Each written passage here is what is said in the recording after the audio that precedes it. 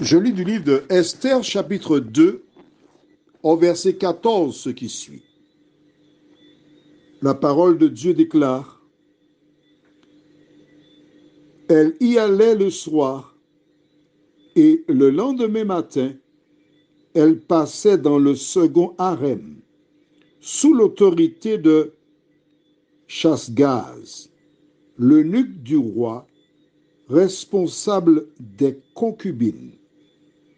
Elle ne retournait plus vers le roi, à moins que celui-ci n'ait envie d'elle et qu'elle ne soit nommément appelée.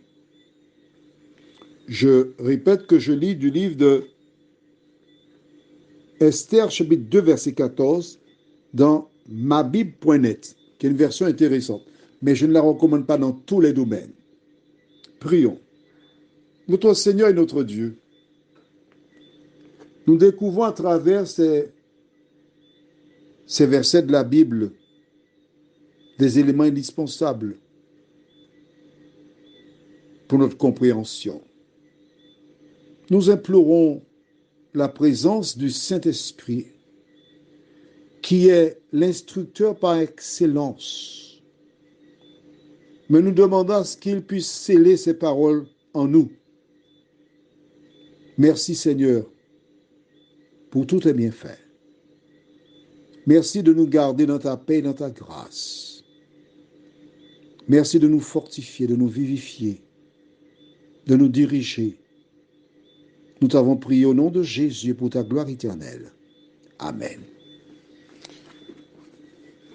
Certaines personnes découvrent seulement maintenant les WhatsApp. Alors pour comprendre, je rappelle que le roi Assuérus, qui régnait sur 127 provinces, depuis l'Inde jusqu'en Éthiopie, avait consommé de l'alcool.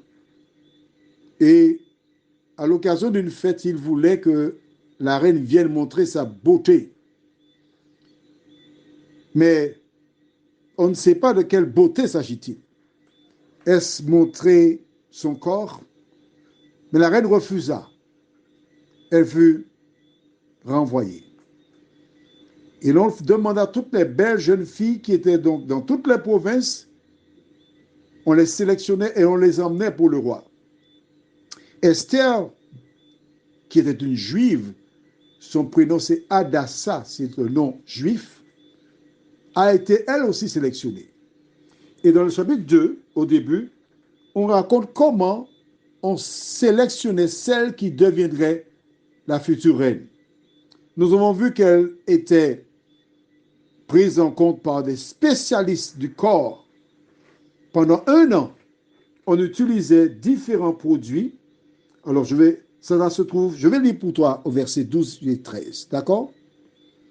Chaque jeune fille devait se rendre vers le roi Assuérus lorsque c'était son tour, soit après 12 mois passés à prendre soin de son corps, conformément à la règle en vigueur pour les femmes. 6 mois avec de l'huile de myrrhe et 6 mois avec des aromates et des produits cosmétiques spécifiquement féminins. D'accord? Il est important pour nous de voir, bien que nous ne devons pas faire le culte de la beauté, mais une jeune femme doit prendre soin de son corps. Une jeune femme doit être suffisamment mûre pour connaître ses droits, ses devoirs et ses obligations. Ce n'est pas un homme qui doit dire à une femme, il faudra faire un shampoing, ta tête dégage une petite odeur. Mais non. Ce n'est pas un homme qui doit dire à une femme, il faut mettre tes bigoudis pour être bien coiffé demain. Mais non. Il y a beaucoup de femmes qui ne connaissent pas les bases rudimentaires des devoirs de la femme. La Bible nous montre que non. Certainement, ces femmes, lorsqu'elles achevèrent ce cycle, elles ont continué. Elles étaient à l'école de la beauté. L'année achevée, elles les présentaient au roi. Et ce dernier, s'il avait été marqué par les prouesses ou la beauté physique de la femme, il la gardait dans un harem. Harem, c'est un lieu où les femmes du roi dignitaires étaient gardées. Généralement, ceux qui veillaient sur elles étaient des eunuques, des hommes qui avaient été émasculés. Aux Antilles, on dit castrés. Ainsi, à l'époque, le roi s'assurait qu'aucune personne ne pourrait visiter les femmes. Mais nous savons aujourd'hui qu'en dehors d'un rapport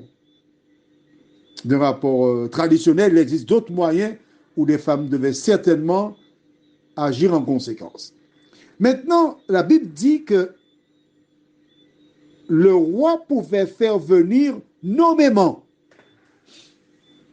Comment comprendre cela? C'est très simple. La jeune femme qui se trouvait en présence du roi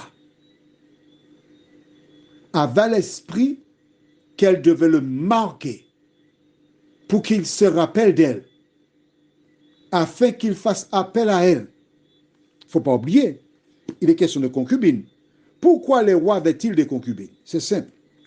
À l'époque, il y avait donc des petits villages qui avaient un roi.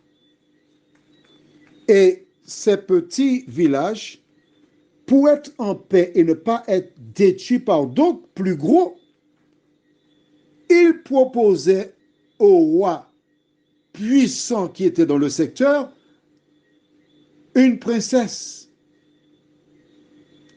Et par ce biais-là, c'était un traité de paix.